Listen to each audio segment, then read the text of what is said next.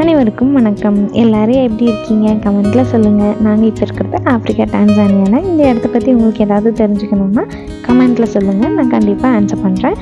நாம் இப்போ பார்க்க போகிற ரெசிபி குடமிளகாய் சாதம். முதல்ல பாத்திரம் வச்சு ஆயில் ஊற்றி ஹீட் ஆனதும் கடுகு ஆட் பண்ணிக்கிறேன். கடுகு நல்லா வெடித்து வந்ததும் 1/4 ஸ்பூன் அளவுக்கு சோம்பு ஆட் பண்ணிக்கலாம். சோம்பு பொரிஞ்சதும் ஒரு ஸ்பூன் அளவுக்கு கடலைப்பருப்பு ஆட் பண்ணிக்கலாம். கடலைப்பருப்பு நல்லா செவந்து வந்ததும் தட்டி வச்சுருந்த பூண்டு, காரத்துக்கு தகுந்த மாதிரி பச்சை மிளகாய், வெட்டி வச்சுருக்க பெரிய வெங்காயம் 1, கறிவேப்பிலை 1 இனுக்கு எல்லாமே ஆட் பண்ணி நம்ம இதை நல்லா வதக்கி கொடுத்துக்கலாம். உங்களுக்கு ரொம்ப ஸ்பைசியாக இருந்தால் நல்லாயிருக்கும் அப்படின்னு தோணுச்சுன்னா நீங்கள் இன்னொரு மிளகாய் கூட சேர்த்து போட்டுக்கலாம். இப்போ வெங்காயம் நல்லா வதங்கி வரட்டும். இந்த அளவுக்கு வெங்காயம் வதங்கி வந்ததும் நம்ம ஒரு தக்காளி கட் பண்ணி வச்சுருக்கேன், அதையும் ஆட் பண்ணிக்கிறேன். தக்காளி நல்லா வதங்கி வரட்டும். இதை நம்ம நல்லா மிக்ஸ் பண்ணி கொடுத்துட்டு தக்காளி சீக்கிரமாக வதங்கி வர்றதுக்காக நான் கூட தேவையான அளவு சால்ட்டு ஆட் பண்ணிக்க போகிறேன். தக்காளி நல்லா வெந்து வரட்டும். தக்காளி ஒரு 3/4 பதத்துக்கு வதங்கி வந்ததுன்னா போதும். உப்பு சேர்த்துக்கிறதுனால சீக்கிரமே வதங்கி வந்துடும். இந்த அளவுக்கு நல்லா மசிய வந்ததுக்கு அப்புறமா நம்ம வெட்டி வச்சிருந்த குடமிளகாய் 1 ஆட் பண்ணிக்கலாம். இது மீடியம் சைஸ் குடமிளகாய் தான். உள்ளே இருக்க விதையெல்லாம் நீக்கிட்டு நான் நீட்டமாக கட் பண்ணி வச்சுருந்து ஆட் பண்ணிட்டேன். நீங்கள் உங்களுக்கு பிடிச்ச மாதிரி ஷேப்பில் கட் பண்ணி ஆட் பண்ணிக்கோங்க. இதை நம்ம நல்லா வதக்கி கொடுத்துக்கலாம். குடமிளகாய் வெந்து வர்றதுக்கு கொஞ்சம் டைம் எடுக்கும்.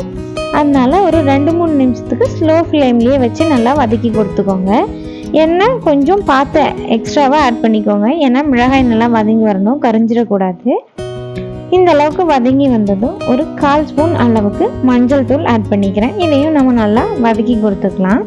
இப்போ பாருங்கள், நல்லா பேஸ்ட் மாதிரி எல்லாமே திரண்டு வந்துடுச்சு. அடுத்து இதுக்குள்ளே வடித்து வச்சுருந்த சாதம் ஆட் பண்ணிக்கலாம். நான் இன்றைக்கி ஒரு 1/2 டம்ளர் அளவுக்கு ஒயிட் ரைஸ் செஞ்சு எடுத்து இதில் ஆட் பண்ணிக்கிறேன். இதை நம்ம நல்லா தக்காளி மிளகாய் கூட கலந்து வர மாதிரி மிக்ஸ் பண்ணி கொடுத்துக்கலாம். இப்போ பாருங்கள், சாதம் எல்லாமே கலந்து வந்துடுச்சு. இது ஒரு 2 நிமிஷம் சூடாக விட்டு ஆஃப் பண்ணிட்டோன்னா சாதம் ரெடி. இது கூடவே சில்லுன்னு குடிக்கிறதுக்காக நம்ம இப்போ இன்னொரு ஜூஸ் ரெசிபி தான் பார்க்க போகிறோம். மிக்ஸி ஜாரில் ஒரு 2 கேரட்டை பொடிசாக கட் பண்ணி ஆட் பண்ணிக்கலாம்.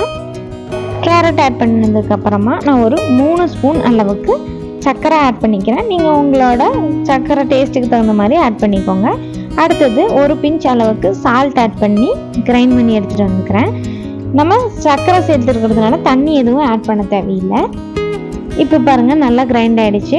அடுத்தது 1 டம்ளர் அளவுக்கு நான் பசும் பால் ஆட் பண்ணிக்கிறேன். இதையும் நாம் ஒரு தடவை லைட்டாக பல்ஸ் மோடில் விட்டு எடுத்துகிட்டு வந்துட்டோம்னா கேரட் பால் எல்லாமே நல்லா மிக்ஸ் ஆகி வந்துடும். பாருங்கள், இப்போ நம்மளுக்கு கேரட் ஜூஸ் ரெடி. ஈஸியாக டக்குன்னு செஞ்சிடலாம். இதை நம்ம ஃப்ரிட்ஜில் வச்சு கூட எடுத்து குடிக்கலாம். ரொம்ப சூப்பராக இருக்கும். ஜில்லுன்னு சர்வ் பண்ணும்போது இன்னும் அருமையாக இருக்கும். ஸோ சர்வ் பண்ணுறதுக்கு ஒரு 1/2 அன் ஹவர் முன்னாடி செஞ்சு ஃப்ரிட்ஜில் வச்சுருங்க. நீங்களும் இதே மாதிரி செஞ்சு சாப்பிட்டு பார்த்துட்டு எப்படி இருந்ததுன்னு எனக்கு கமெண்ட்டில் சொல்லுங்கள். வீடியோ பிடிச்சிருந்ததுன்னா லைக் பண்ணிக்கோங்க. இன்னும் இதே மாதிரி ரெசிபீஸ்க்கு என்னோட சேனலை சப்ஸ்கிரைப் பண்ணிக்கோங்க.